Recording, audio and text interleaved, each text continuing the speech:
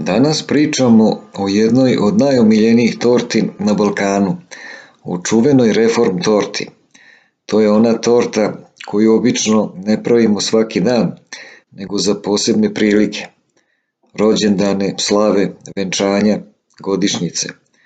Torta koja je istovremeno jednostavna po sastavu, ali ozbiljna po ukusu. Reform torta je klasik starinske poslastičarske tradicije. Nije prepunjena kremovima od raznih boja i aroma, nema milion filova, nema dekoraciju koja skreće pažnju, ona osvaja na prvi zalogaj. Osnova su orasi, jaja, puter i čokolada. Samo par sastojaka, ali kada se spoje na pravi način, dobije se nešto što mnogi zovu kraljica čokoladnih torti. Postoji više verzija priče kako je reform torta dobila ime.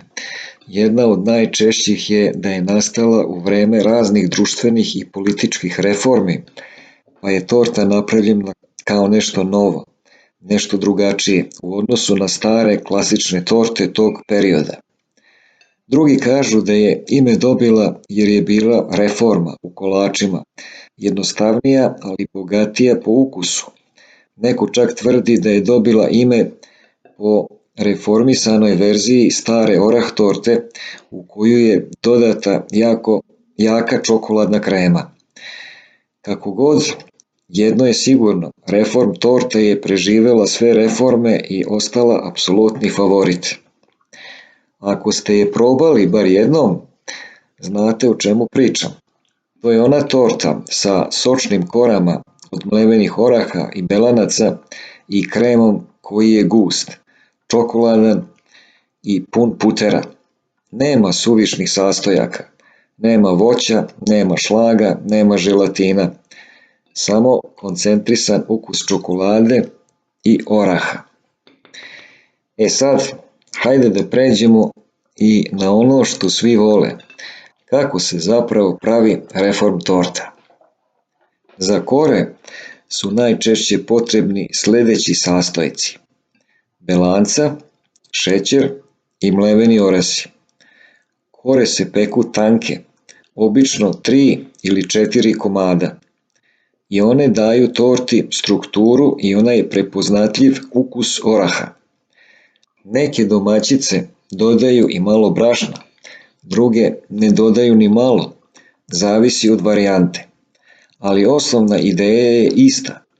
Belanca se umute sa šećerom u jak šnee, dodaju se mleveni orasi i peče se u plehu.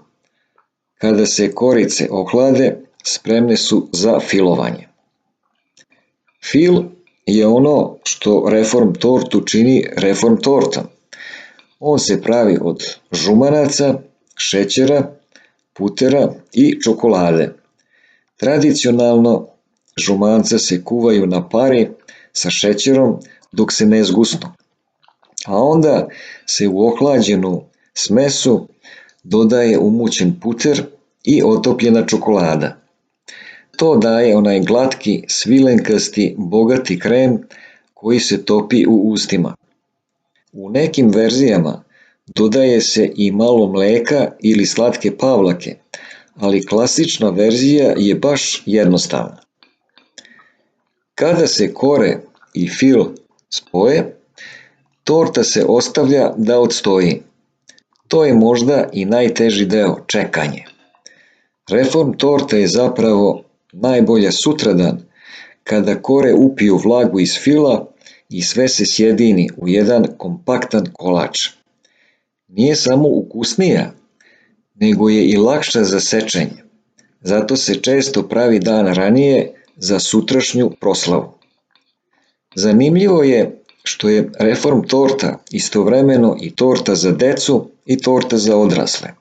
Deca vole čokoladu i slatkoću, a odrasli vole onaj težak, pun ukus oraha i putera. Nije preslatka ako se napravi kako treba, ali je vrlo zasitna. Dovoljno je tanko parče i već imate osjećaj prave poslastice. Reform torta se često povezuje sa porodičnim tradicijama. Mnogi imaju recept koji se prenosi sa bake na majku pa na unuke.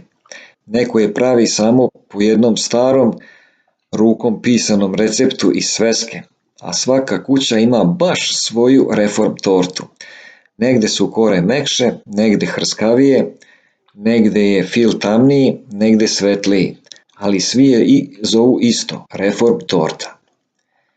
Sada zamislite parče reform torte na tanjiru ispred vas. Spolja jednostavna, unutra slojevi orahovih kora i čokoladnog krema. Tek kad presečete viljuškom vidi se njena prava struktura. A onda prvi zalogaj, spoj čokolade, oraha i pucera. Nije kolač za žurbu, nije kolač za usput, to je kolač koji se jede polako, parče po parče, zalogaj po zalogaj. Zato ovakav video gde se vidi parče torte i čuje se zvuk jedenja zapravo savršeno odgovara ovoj temi. Reform torta nije torta koju samo jedete, ona je torta koju doživljavate i svaki put kada je napravite imate osjećaj male svečanosti, čak iako je samo običan dan. Ako se odlučite da je pravite kod kuće, evo jednog tipičnog recepta. Za kore će vam biti potrebno otprilike 10 belanaca, oko 250 g šećera i 300 g mlevenih oraha. Belanca umutite u čvrst sneg, postepeno dodajte šećer, a zatim lagano umešate orahe. Rasporedite smesu u pleh obložen papirom za pečenje i ispecite 3 ili 4 kore. Pečenje je na umerenoj temperaturi, dok se kore ne učvrste i lagano zarumene. Za fil 10 žumanaca, 200 do 250 g šećera, 200 do 250 g putera i 100 do 150 g čokolade za kuvanje. Žumanca kuvate na pari sa šećerom dok se ne zgusnu, uz mešanje, da se ne zgrudvaju. Kada se skroz ohlade, dodaje se umućen puter i otopljena čokolada. Dobijeni krem se maže između kora, a na kraju se obično premaže i cela torta s polja. Po želji gore može da se doda glazura od čokolade, seckani orasi ili samo ostavi glatko premazana.